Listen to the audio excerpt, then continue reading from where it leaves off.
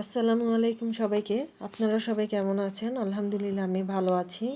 আজকে আমি মালাই চাপের একটি রেসিপি আপনাদের সাথে শেয়ার করতে যাচ্ছি। রেসিপিটি ভালো লেগে থাকলে আমার চ্যানেলটিকে সাবস্ক্রাইব করে আমার পাশে থাকবেন এবং লাইক, কমেন্ট, শেয়ার করে আমার পুরো ভিডিওটি দেখবেন, স্কিপ করবেন না।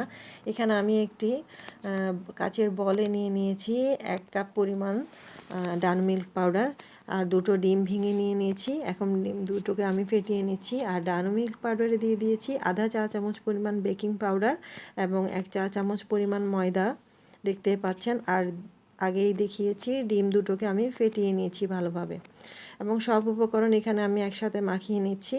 আমি এখানে 2.5 চা চামচ পরিমাণ ঘি দিয়ে দিয়েছিলাম। সব উপকরণ একসাথে আমি মিশিয়ে নিচ্ছি, শুকনোভাবেই মেশাতে হবে।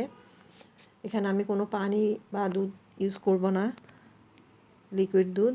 আর এখানে আমি এখন এই ডিমগুলোকে দিয়ে একটা পাতলা টাইপের একটা ব্যাটার তৈরি করেছি। আর এখানে এদিকে চুলায় 700 গ্রামের মতো আমি লিকুইড মিল্ক দিয়ে মিল্ক ভালোভাবে আমি ঘন করে নিচ্ছি। আর এখানে আমি একটু দিয়ে দিয়েছিলাম এলাচ গুঁড়ো আর দিয়ে দিয়েছি একটু ঘি দিয়ে এখন চুলার জাল মিডিয়াম করে আমি ঘন করে নিচ্ছি। আমি আমার পরিমাণ মতো চিনি দিয়ে দিয়েছি।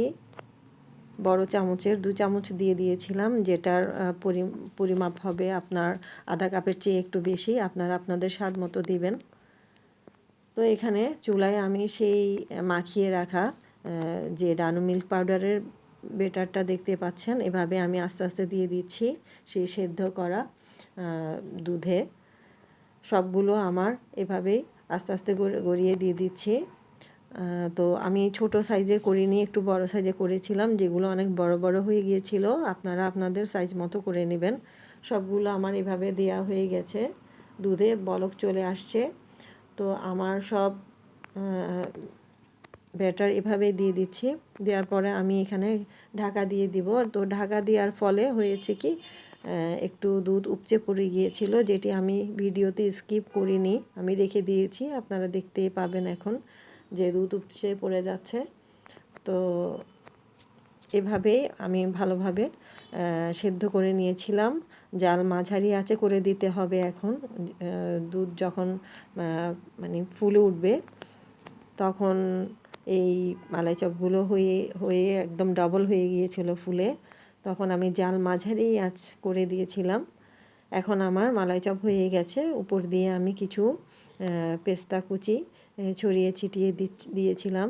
তো খেতে অসাধারণ হয়েছিল। বাজার থেকে কিনে আনতে গেলে অনেক দামে কিনে আনতে হয়। আপনারা এই রেসিপিটি বাসায় করে খাবেন, বাজারের থেকেও অনেক মজা হয়, মিষ্টির দোকানের থেকে বলছি। তো আপনারা বাসায় তৈরি করে খাবেন আর আমার জন্য বেশি করে দোয়া করবেন। আল্লাহ হাফেজ, সবাই ভালো থাকবেন। আসসালামু আলাইকুম।